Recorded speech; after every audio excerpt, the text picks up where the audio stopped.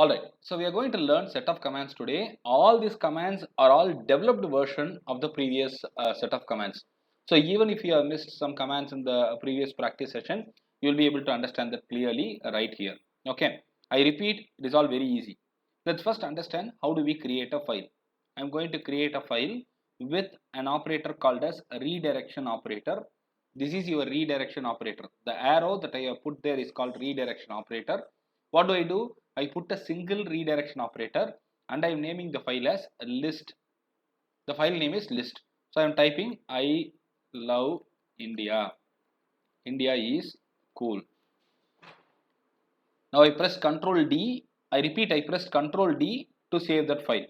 Now I can see if the file has been written. Cat list. Can you see that? I have now used a command called cat which will enable me to create a new file.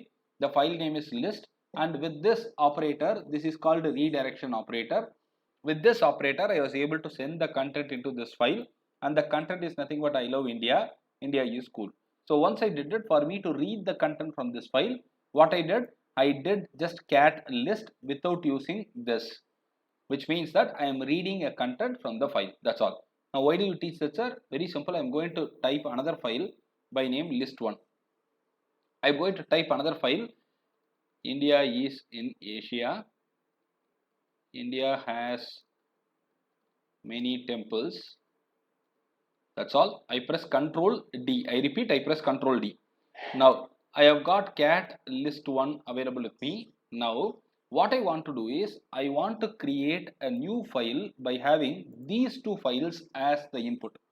How do I do it? Very simple. I need to use cat list1 and list2 with a bigger list being created newly, which means I have got a file by name cat list1 already available with me, list and list1 with me. I'm going to create a new file called as big list. That's all. I created a new file with the redirection operator called as greater than arrow. Now what do? We need to check if we have created that bigger file. How do we do that, sir? ls is the command. When I type ls, this is the reason I told you we need not go back to the first session again. I'm going to use all those commands again here. So ls is the command that I'm using to list the content of the directory. I repeat, wherever we are in is called as a directory, and pwd will tell us where we are in. We are in our home directory called as Sri Ram. That's all. Now big list is available here. I have to read this file. Let me clear the screen. We have a big list available here. Cat big list will get me the contents all appended together, and we have got both the file content as the third new file. Is it clear? We have got cat used clearly to read the file. We have got cat used clearly to merge couple of files, and we read the file content as well after merging. And most important command we used is also ls, and ls can be used along with -l also. It will give you the long listing operation. The long listing option is also enabled here, which will give you in detail that when is the file created, what is the size of the file, all those things will be very clearly made available. Is this clear? This is a very simple command that we have learned now. This is a very simple command. This is already taught in the previous session, but the inclusion of the greater than arrow, which is called a redirection operator, is most important. Now what am I going to do, sir? Very simple. I am going to use the command who. Who will tell you who are all the users who have been logged in this machine other than me, other users who are all available. None is available, and this is just an application, so it will not display anybody. Who am I will tell me who am I. The name itself is very clear. Who am I? Who am I? My name is Sriram KV. So I am the user. Sir, I do not understand this command, sir. What will I do? I repeat, you can use man who am I. It will clearly tell you what exactly is the complete command all about. You can read this through step by step. This will tell you what exactly is the command, and pressing Q will take you out. Man who am I, or what is who am I. That will give you a one-line reply. Print effective ID. So this command is also taught in the previous class. So we are learning it again here, but it can be quickly learnt. Instead of we wasting more time there on that, we are learning it quickly on a faster run. Now what do? We have got man who am I, what is who am I, both telling you clearly that what that command is meant for. Man is a detailed version, whereas what is a one-line version of that command. Now who am I will tell you whom you are. What is your username? That's it. Sir, what is the next command, sir? It is going to be very interesting. What I am going to do is I am going to now pass the results from the current screen to another file. How do I do it, sir? Very simple. We can do that. Now, how am I going to do it is very interesting. Who am I is the name of the command. I am sending it to a new file called as test.txt. Now what do I do, sir? I issued a command. I use the redirection operator to send the results of this command into this file. Let's see if it is working fine. Now the result, instead of coming on the screen, you can see that here last time the result came on the screen. The result, instead of it coming on the screen, the command itself created a new file by name test.txt. You'll see if it is created. It is here, test.txt, and the result of this command will go into the screen. That's it. I repeat, you sending a result of a command to a file has happened here. Instead of we getting the results displayed on screen, we are pushing it to a file. That's all. Now we will see if the result is available in this screen, in this file really. Cat test.txt. You can see that this file has got the result. Sir, can you repeat, sir? Yes, I am going to do that. ls is the command which will display the contents of the current directory. Now instead of it displaying here, I am sending it to a file called as list.txt, and now instead of the results being displayed here itself, I have moved it to a different file called as list.txt, and I can now display the content of list.txt. You can see that it is all arranged. It is all available here in this file. Do you understand? I am redirecting the results to a different file. That's all. Now what am I going to do next, sir? We are going to play with sorting. What do you mean by sorting, sir? Very simple. I will first type a file, cat names.txt.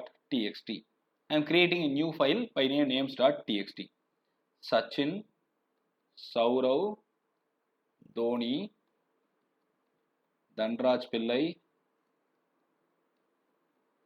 Argentina, America,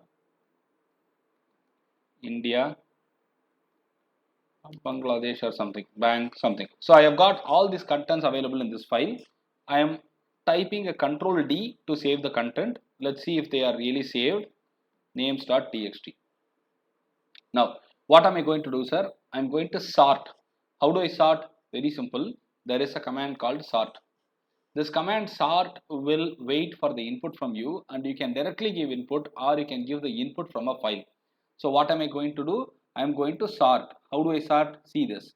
I am going to sort with this option as sort with input being sent into the command. I am going to send the input into this command. This arrow is this side right now. Last time it was on the right hand side. This time it is on the left hand side. So what is the name of the file? Names.txt. Now what did happen? It sorted everything out properly and it gave you the result. Very simple. Sort is the command which will help you in getting the contents from this file sorted. Last time we used the arrow in the opposite direction because the result from the command has to go into the file. But this time we are sending the command with the input, and so we are using this arrow. That is why we call this redirection operator. Remember this redirection operator is so very useful in entire operating system arena, and this was also discussed in the previous session quickly but not as much. Now what are we going to do? Can we combine two commands, sir? Can we combine two commands? Is there any way to do that? Yes, I am going to do that. Now what am I going to do is I am going to use ls. You can see that, and also I am going to see if this works. What did I do? I did ls and I used a pipe symbol. This is called pipe technically, and I used sort. It will list the content but after sorting. So I combined two commands. That's all. It's very simple. So you can see that it is all in order. First numerics will come and then content will come like this, and that's all. It's all very easily done. So what we have done is we have used ls and sorting. Sir, what are all the commands you discussed till now, sir? Very simple. I'll type a history quickly. We have started with here. I started with cat. You can see that here cat list. We dealt with complete cat, and then I made the cat bigger by combining two files. Then I taught you what is ls. Then I went to pwd. I use clear for clearing the screen. PWD is for present working directory. Now who is for displaying the list of permitted users who can log in your machine. Who am I is used for finding out who you are. Man is going to help you with the complete detailed description of the command. What is going to help you with one line description of the command. Who am I with an arrow in the right hand side will move the result into the file that you specify. When you have the ls command used, it will list the content of the current directory. Ls can be used in detail with ls-l. When you want to sort the content, you can use the command sort, but you need to send the file as an input to it. You can use the less than arrow. You can combine two commands with pipe symbol. This is called the pipe, and ls and sort will help you in getting it out here. I am just having an example here. So it will list the content and then it will be sorted. Clear will help you to clear the screen. History will get you all the commands that you typed from this entire session. The system is not shut down for me from morning, so the entire session I have been using these commands. 394 commands have been typed from morning, so that history is present here. That's it. So I have taught you all these commands quickly. So now please remember, all these are to be tried. I will also share the PPT with you. I think I have already given you that. So please make sure that you guys try it out properly. Okay. So, sir, where are these commands available, sir? Where are these commands available? I want to know the exact location of the commands. We can find it out. No big deal. We can easily find it out. Which is the command that I'm using? ls. You can see that it is available in user bin ls. Sir, what is this user bin, sir? Very simple. cd / when I put, it will take you to some place called as mount point. Please observe carefully. This slash is called as a mount point. cd is for changing directory. So this slash is the starting point of the operating system. This is from where you get all the operating system content started. I discussed this previously in the class, I believe. Now in that, you can see that we have got bin available, user available. All the commands are available. The location of that is available here. Inside the bin, you can see that all the commands would be displayed. Whatever commands we are using are all available here, and that's the location that is spotted. When I used which, you can see that here. I'll type it again. Which ls when I do, it is exactly showing the command is available inside this. All the commands you type here are nothing but a simple file where they have written the commands code for.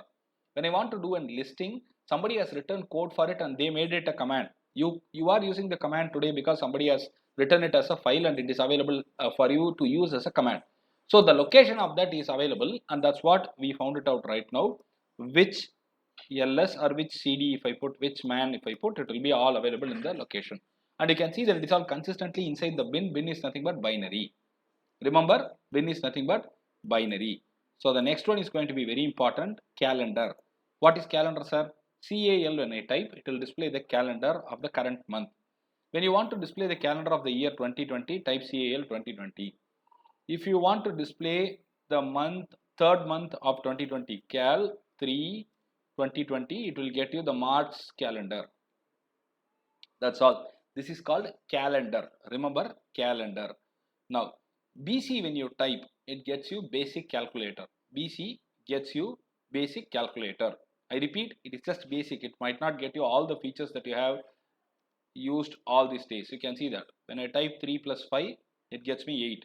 4 minus 3, I get 1. So this is called basic calculator. You can use quit to exit. Type quit to exit. That's all. So I taught you a new command, BC. BC is meant for bringing the calculator on screen, and it is a fundamental calculator. It will not have all the features as I told you already. The next command that we need to see is again very important to be understood. What are all the file types that are supported? What are all the file types? Text file, C file, ASCII file. What are all the file types that we can use, sir? File star. When I type, it will display. I think I missed something. 1 second. There should not be any gap. That's the point. See, even after typing so many times, I miss it. File. 1 second. Spelling is wrong. I'm sorry. So you could see that these are all the types of files it supports. Your system supports all these types of files. It can be ASCII file, it can be directory, it can be C files, it can be text file, .o file. All these are the types of file that your system supports. It is to understand what all the types of files your system supports. Remember, you need to type file star. That's all. So this is a new command that you have learned today. I have taught you about 10-15 commands till now. So please remember it. Now, we have seen about one command called as man. Now there is another command called as apropos. Apropos, man. When you do that, it is also like man, but it will get you the details of the command. That's it. Let's go with a simple command. Apropos ls. It lists the available commands out there, but it will work in a nice way in the original Ubuntu version. So forget it. As of now, you need not try it out. You can forget it as of now. Just leave it. It will give you the commands with the keyword. I mean, wherever you can see that it has got ls available, it is all pulling out. Wherever there is an ls combination, it pulls out that and it displays you the available command. For an example, we can try it out this way. Apropos cat. In the command you will have cat somewhere. So the combination of cat ct, it will try to pull it out. See, it will try to pull it out that way, I believe. So it's not a great command, but still you can learn it. Just have a pointer on that command. You can try it out and you can understand how exactly things work. Now I'm going to show you something very important. Please remember, this particular topic that we are going to discuss is going to be very important. Let's understand clearly. I'm going to create a file. Please understand, I'm going to create a file. How do we create a file? Cat file.txt. I am creating it now. Now what do I do? I'll have to type some content here. This is a test file. Do well. All the best. This is the file I am creating. Now this file has got something associated to it. This is the name of the file which we created. You can see that there is something called as read, write, read and read. What is this? RW, R and R. What is it, sir? Very simple. It is the access permissions for the users. What do you mean by that? In Linux, we have got three types of users. One is the owner, you created. Second one is the group. I belong to a group. I am an employee. I belong to the group called employee.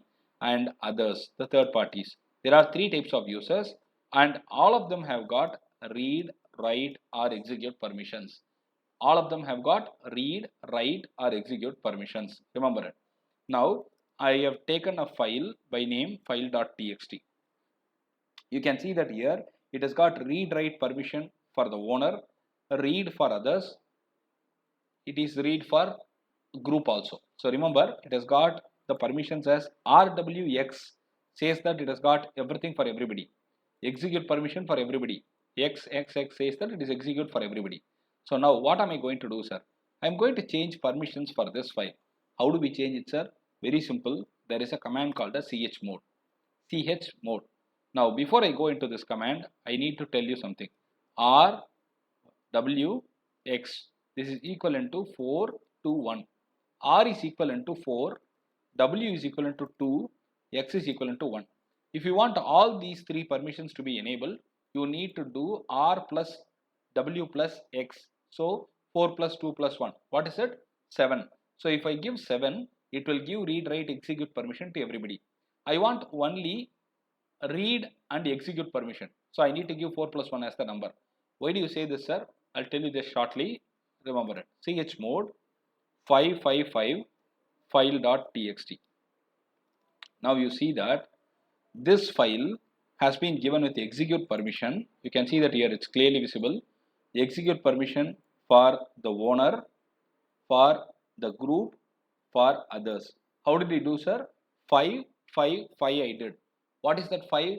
5 is nothing but read, write, execute. Out of that I am pulling just the read and write. So 4 plus 1 gets you 5. If I want all the permissions to be enabled, I need to give 7. Sir, why did you give 3 times, sir? As I told you, we have got the owner, the group, the others. So chmod 444 file.txt will get me the permissions appropriately arranged for the file.txt by revoking the permissions of executing. Executing is not there now. Giving it thrice doesn't mean that we are giving it without any purpose. It is for the owner, the group and the others. Remember, when I give it thrice, it is for all the 3 people when I need to set the permission. What is the command, sir? Chmod is the command. Remember it, chmod changes the mode of the file. You can change the mode of the file and it is pretty easy for you to understand. Is it clear till now? Any doubt?